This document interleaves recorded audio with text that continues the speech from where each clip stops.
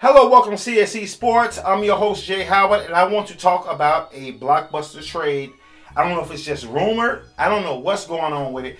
But before I get started, I'm the same guy about 3 weeks ago made a video about Chris Paul. Go back and check my archives. I made a video talking about if Chris Paul goes home in the first round, is he leaving the Los Angeles Clippers? That's the talk of the town right now. And I told you guys, and I've said this a million times, Jay Howard is always ahead of the game. You fellas better go back and check my archives, man. The stuff that I be talking about, ESPN is probably 2 or 3 weeks to a month behind me.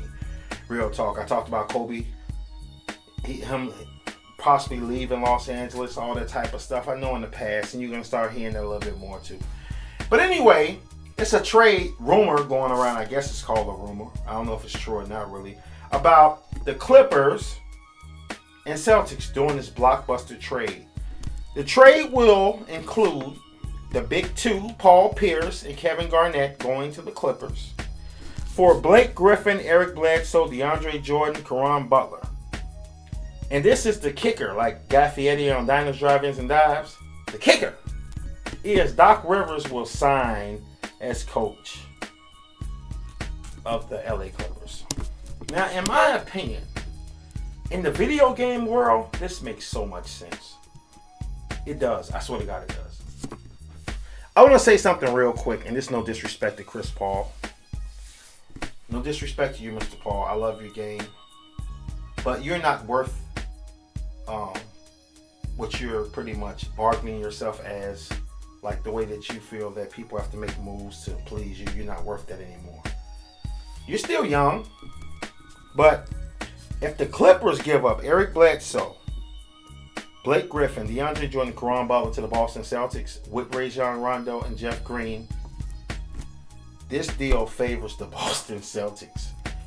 Chris Paul, if you get 2 old players with you, Paul going to contribute, trust me. But if the Clippers are willing to pillage their team for you, they are stupid as hell.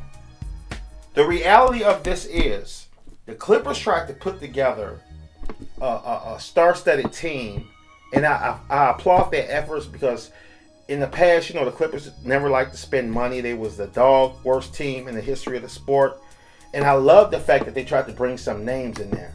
They brought in Willie Green. They brought in Ryan Hollins, I think that's his name.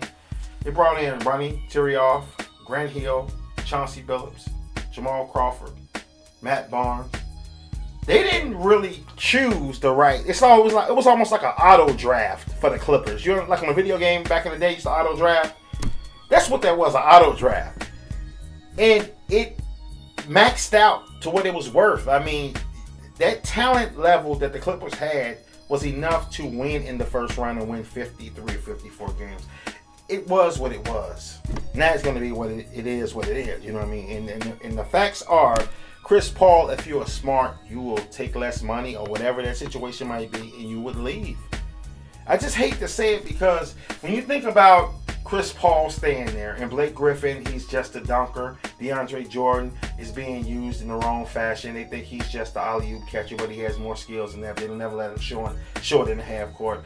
It's just going to be another disaster. And if that trade is true, you inherit Kevin Garnett and Paul Pierce. I want to know where the talent comes in there. Like, where's the young, fresh legs that's going to run the floor with you if you're going to give all of that up? So I don't know how true this is. I heard it, read it online rather. I don't know if it was a joke out of Stephen A. Smith's mouth or what, but dude, the Boston Celtics win all day. Like, real talk, they win all day with Rajon Rondo and what you have and with Jeff Green. They win all day. I don't know what you guys think about this. To me, it sounds so fantasy and so crazy.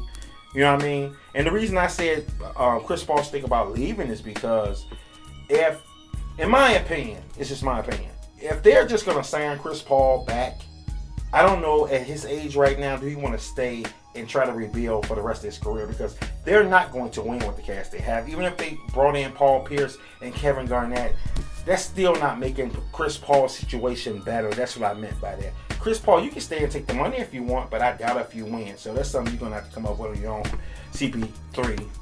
You're going to have to figure that out on your own. I'm your boy, Jay Howard from CSE Sports, and I want to know what you guys think about that nonsense of a trade. Peace, and I'm out.